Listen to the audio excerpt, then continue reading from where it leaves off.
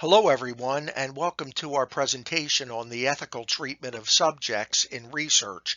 I am Dr. Gary White, and I'm pleased to be with you today. I do apologize that I can't be with you live. My full-time job has me traveling on Friday and Saturday. Not sure that I would be back in time for the Saturday session. So rather than risk that, I'm here by recording today. So happy to be with you for our discussion of the protection of human subjects in research. For the protection of participants, ethically responsible research, as you know, requires adequate protection in the research that we conduct. Most everyone is familiar with abuse in the name of research that have put subjects' lives at risk, including the Nazi medical experiments, the Tuskegee syphilis study, and other really often egregious biomedical experiments that have been done over the years. Issues of adequate subjects protection have received increased attention with the publication of a book describing the taking of cells in the 1950s without consent from a woman by the name of Henrietta Lacks, a poor black woman undergoing cancer treatment. A lot of egregious research took place at that time. So these studies and others have prompted governments to put in place regulations that guide research that has human subjects attached to it. The current system of human subjects protections has primary components consisting of the ethical principles of the Belmont Report that you're no doubt familiar with, as well as the Code of Federal Regulations, commonly referred to as CFR. The Belmont Report is named for the location in which the document was drafted back in 1979 by the National Commission for the Protection of Human Subjects of Biomedical and Behavioral Research. The report established three fundamental ethical principles that commission members said should guide all research with human subjects, and those are, as you see here, respect for persons, beneficence, and justice. With regard to respect for persons, this principle stimulates that individuals should be able to participate in research voluntarily and be given enough information about the study to make an informed decision about their participation.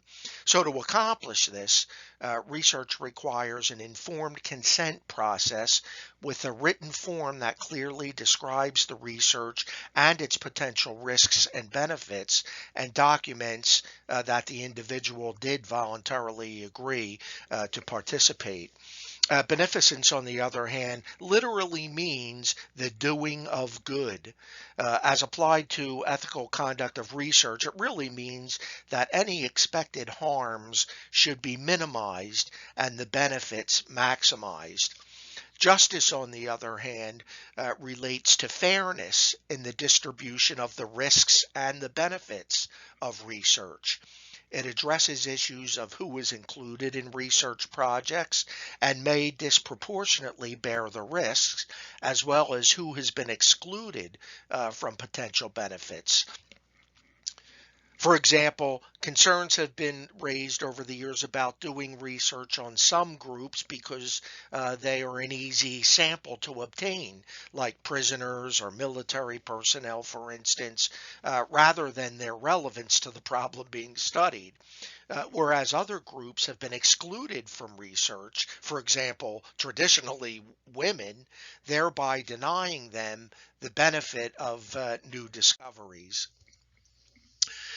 Now, the Code of Federal Regulations, the CFR, interestingly, the Belmont principles underlie the Code of Federal Regulations related to protection of human subjects in research. The regulations informally known as the common rule. You may hear that term, define what is meant by research and human subjects. It establishes the rules for ethical conduct of research and also mandates that organizations that receive federal research funding establish an institutional review board or an IRB to implement and monitor these regulations. And of course, the IRB, as you know, is a local organizational body that's charged with reviewing research to determine whether it meets the ethical standards that were established by the Belmont Principles and set out in the federal regulations. Um, Although regulations established by the federal government are mandated only for studies that receive federal dollars, like we mentioned a few moments ago, every university of which I'm aware of has extended those regulations to cover all research studies, including here at Franklin University, funded and unfunded, that involve human subjects. So the IRB's role is to ensure that the research studies they review have done the following.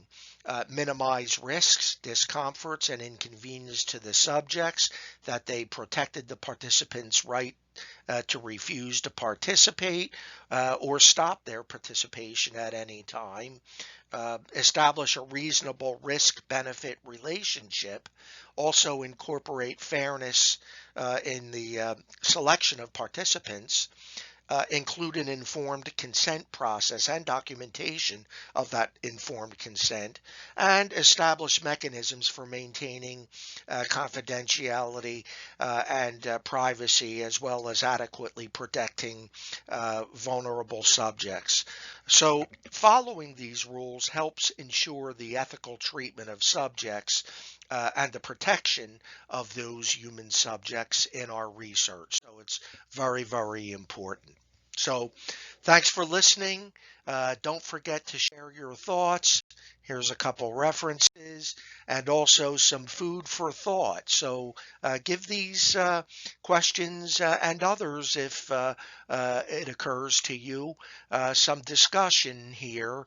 In light of the rules for protecting human research subjects, how would you provide the appropriate guidance for students in order to assure their understanding of the protection rules? Very practical. And also, what's your plan for developing a comprehensive approach for promoting responsible conduct of research on the part of your students?